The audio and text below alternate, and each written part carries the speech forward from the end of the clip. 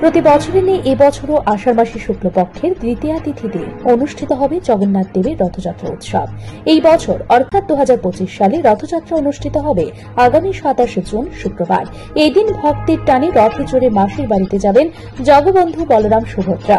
আর এই রথযাত্রা উৎসবকে কেন্দ্র করে সাজো সাজো রথ সমগ্র মেলা ঘরে। সমগ্র উত্তর পূর্বাঞ্চল এবং রাজ্যের অন্যতম রথযাত্রা উৎসব অনুষ্ঠিত হয় মেলাঘরে শ্রী শ্রী জগন্নাথ মন্দির প্রাঙ্গণে।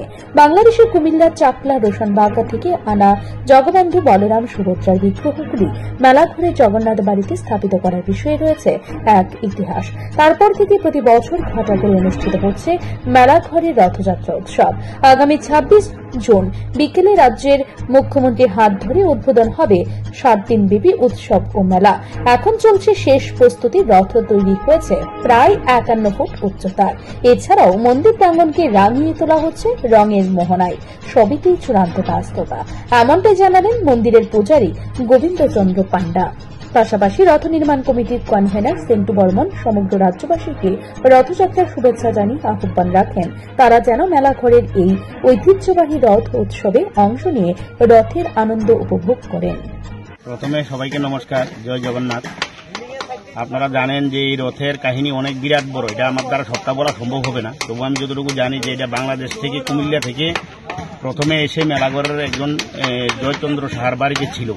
তারপর সেই রথকে আমরা মেলাঘর জগন্নাথ বাড়িতে আসে এবং প্রত্যেক বছরের নেই এবারও আমি এই রথের কনভেনার। আমার নাম সেন্টু বর্মন। এটা ত্রিপুরা রাজ্য নয়, এটা উত্তর পূর্ব ভারতের সর্ববৃহৎ রথ। তো আমাদের এই রথের কমিটি এবং আমি রথ কনভেনার হিসাবে, রথ নির্মাণ কমিটির কনভেনার হিসাবে ত্রিপুরা রাজ্যের সকল অংশের মানুষের কাছে আমার আবেদন থাকবো যে আগামী 27 তারিখ যে শুক্রবার আমাদের জগন্নাথ দেব রথে চড়ে মাসির বাড়িতে যাবে। সবাইকে আমার আমন্ত্রণ থাকবে যাতে সবাই রথে প্রভুকে এবং ভগবানকে দর্শন করে। জয় জগন্নাথ, জয় জগন্নাথ। আমার নাম গোবিন্দচন্দ্র পান্ডা। আমি এখানে বিগত 40 বছর ধরে আছি। এখানে ঠাকুরের পূজা সেবা করি। এখানে মূলত কুমিল্লা থেকে আগত যে জগন্নাথ মেলাঘরে স্থাপিত আছেন, কুমিল্লা থেকে আগত এই মেলাঘরে এখানে আছেন। এইটা সর্বশ্রেষ্ঠ উত্তর পূর্বাঞ্চলে পুরা ধরতে গেলে পুরা সর্বশ্রেষ্ঠ পুরীর পরে জগন্নাথের এখানে আবির্ভাব। আর রথযাত্রা আগামী শুক্রবার হবে। এই রথের মেলাতে বহু মানুষের সমাগম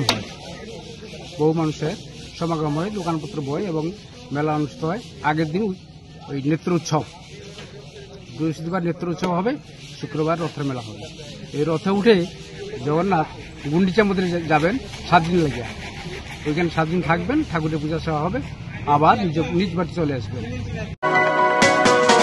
আপনি কি খুঁজছেন বিশুদ্ধ পানীয় জল? তাহলে আজই বেছে নিতে হবে অত্যাধুনিক প্রযুক্তি ও পরীক্ষা নিরীক্ষার মাধ্যমে প্রস্তুতকারী পানীয় জল একমি। বিশুদ্ধ জলে সুস্থ জীবনের মূল চাকাঠি। Acme package drinking water. Bureau report, news Tripura 24।